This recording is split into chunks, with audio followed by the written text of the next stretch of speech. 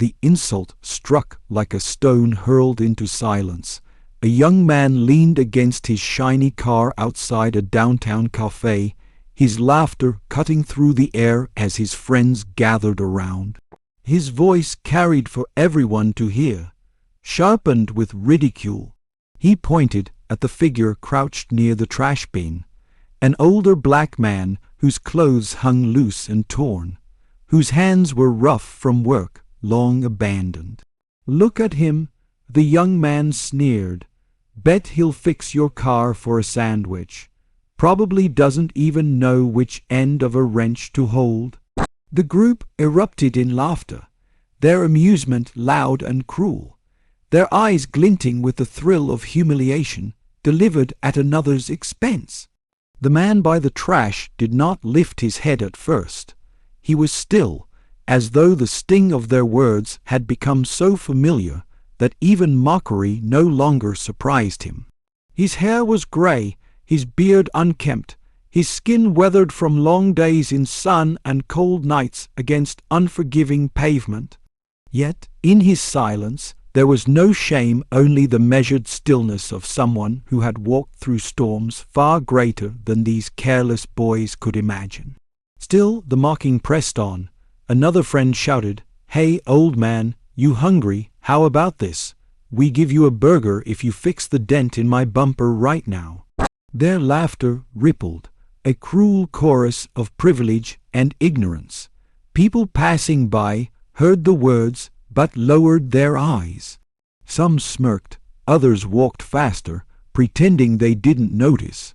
Silence protected them, as silence so often does. At last the man straightened his back. His movements were slow but deliberate, like an echo from another life. He wiped his palms on his tattered jeans and walked toward the group. His eyes, dark and steady, met theirs. There was no anger, no plea, only dignity, quiet but unshakable. "Can I fix it for food?" he asked. His voice was deep, roughened by years of hardship, but it carried weight. The question, so simple, was an arrow. It cut through the laughter, leaving a moment of silence that was quickly smothered by more jeers. "You hear that? He's serious," one of them shouted. "This is gold. Man, you really will do anything for a bite, won't you?" They thought they had won, that they had reduced him to the caricature they wanted him to be. What none of them knew was that once, not so long ago, crowds had cheered this very man's name. Once, his hands had gripped the steering wheel of roaring machines built for speed and glory. Once, his face had filled magazine covers, his victories written into the annals of racing history. His name was Marcus Clay, and though the world now saw a homeless man by a trash bin, Marcus had once been a legend on the track. The smell of fuel and burning rubber still lived in his memory. The roar of engines had been his symphony, the asphalt his canvas. He had raced not just to win, but to survive, to prove that the boy from the broken streets could soar faster than fate itself. His trophies had gleamed under lights, his name shouted in stadiums across the country. But life has a way of stripping even champions bare. A crash had taken his teammate's life in front of his eyes, and guilt had hollowed him out. Contracts disappeared, sponsors withdrew, and his own battle with grief dragged him into shadows where the world did not follow. Still, Marcus had never begged, not once. He survived by fixing broken bicycles for kids, patching up engines for those who had nothing, trading labor for food when kindness allowed. His body carried scars, but his pride remained intact. Even now, as the laughter of spoiled youth circled him, Marcus stood like stone in a storm. He approached the car, his eyes running over its frame. To the boys, it was entertainment.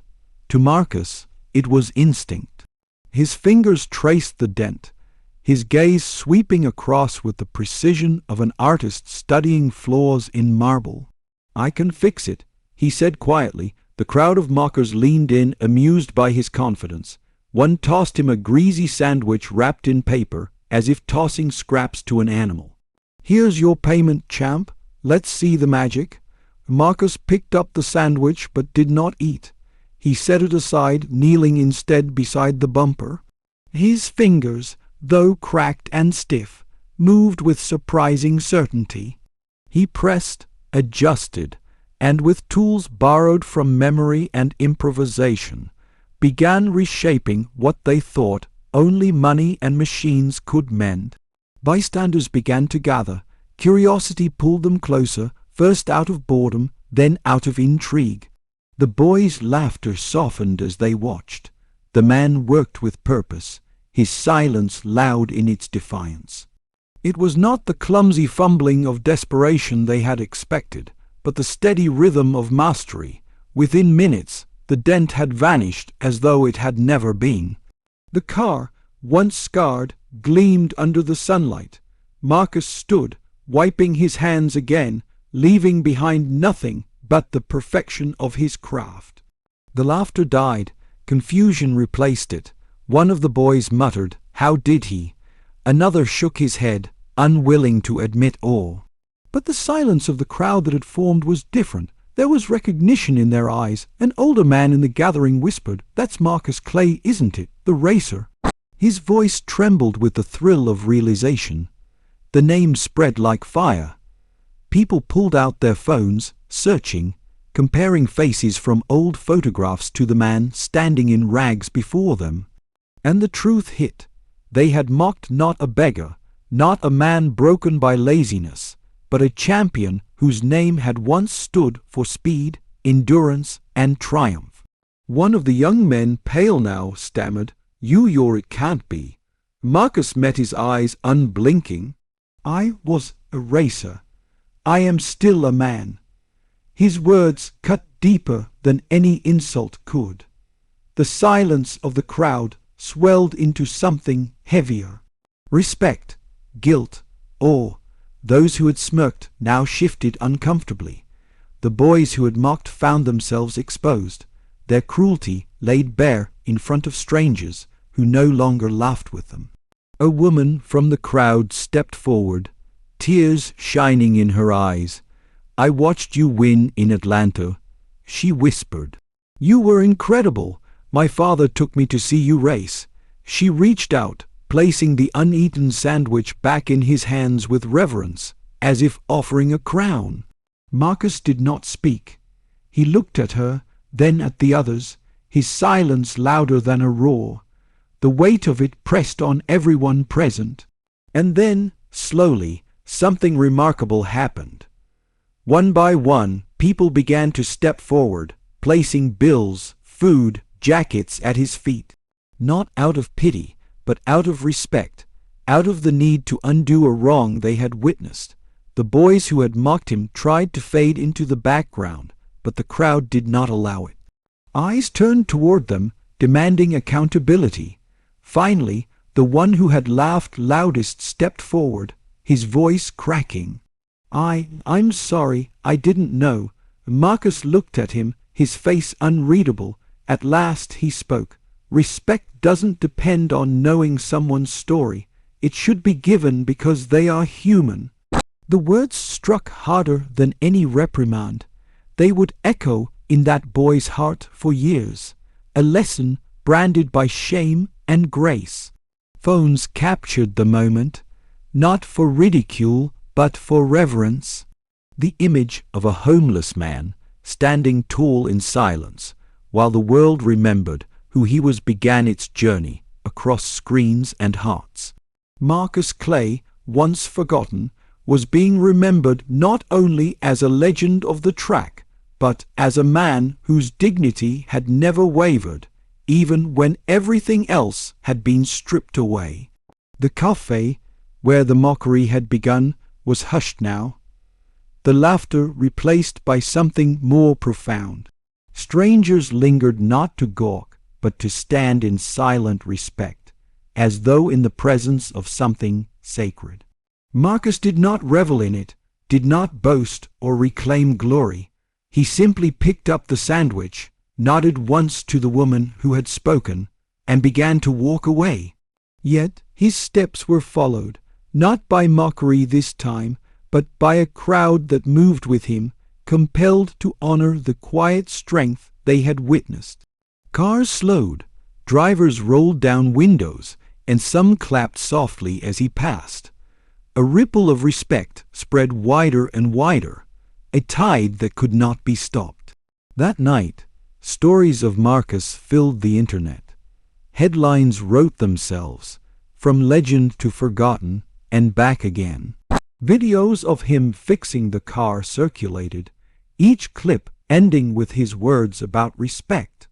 Across cities and countries, people spoke his name again, not just as a racer, but as a man whose silence had carried more weight than fame ever could. For Marcus, it changed little. He still slept under the same sky, still carried the scars of battles no one could erase. But now, when people looked at him, they did not see a broken man. They saw a survivor, a craftsman, a legend who had walked through fire and refused to be burned. And somewhere in that, dignity was restored not because the world remembered his victories, but because it finally remembered his humanity.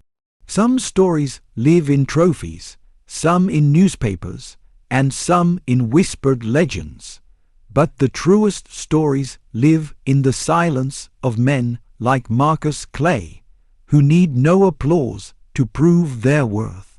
For those who had mocked him, the lesson would remain etched forever. For those who witnessed, it was a reminder that heroes walk among us in rags, their glory hidden until respect uncovers it. And for Marcus himself, it was another lap finished not on a racetrack, but on the harder road of life, where victory means never letting the world steal your dignity. And so, as the night deepened and the city lights flickered on, the words Marcus had spoken lingered in the air, carried from one heart to another. Respect should never wait for someone's story. It should be given simply because they are human.